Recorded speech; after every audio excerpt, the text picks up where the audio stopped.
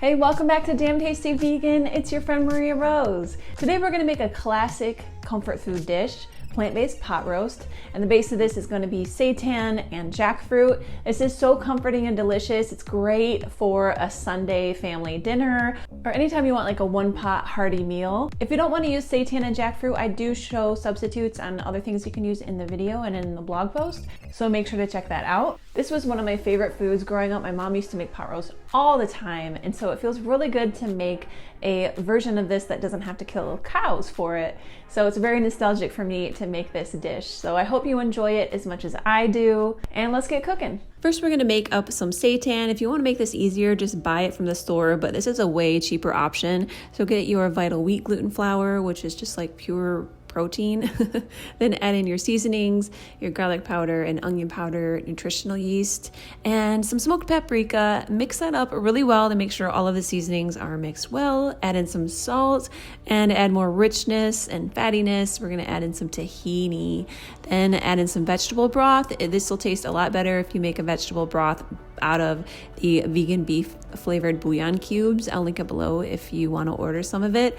Then to activate the gluten strands to make this nice and chewy, knead it for about 5 minutes. The longer you knead it, the chewier and tougher it'll get. So knead it however long you would like. Then we're going to wrap it in some cheesecloth, or you can just skip the cheesecloth and cut it up into about 4 parts and simmer it in some vegetable broth for about an hour.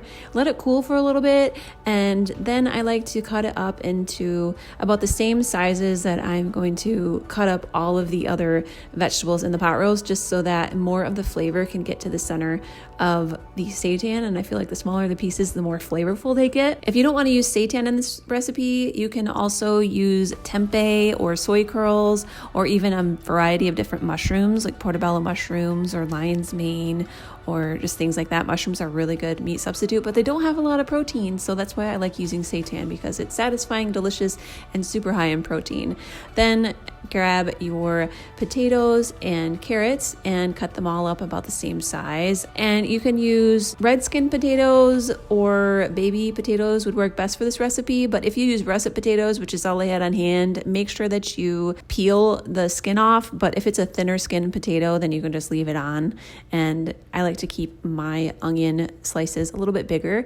Then to add a little bit more texture, we're adding in young green jackfruit. You can find this at Trader Joe's. You can just leave this out if you can't find it anywhere. Don't worry about it. I like it because it has like a stringy, chewy texture that I find mimics pot roast. So I just added it in there, but make sure that it's young green jackfruit, because if it's more mature, it'll be sweet and we don't want that. Then add in all of your vegetables to a Dutch oven or casserole dish. We're gonna make our marinade with some vegan beef flavored broth and some minced garlic. I love a lot of garlic in this marinade here. Then some dry red wine. You can also use pomegranate juice or like a stout beer, or just add extra soy sauce if you don't have red wine. Then add in some oil for that fatty savoriness and some soy sauce. This also adds a lot of savoriness. Vegan Worcestershire sauce, or if you don't have Worcestershire sauce, you can use A1 sauce. That also works. And then we're adding in some tomato paste. If you don't have that, you can use ketchup, works just fine.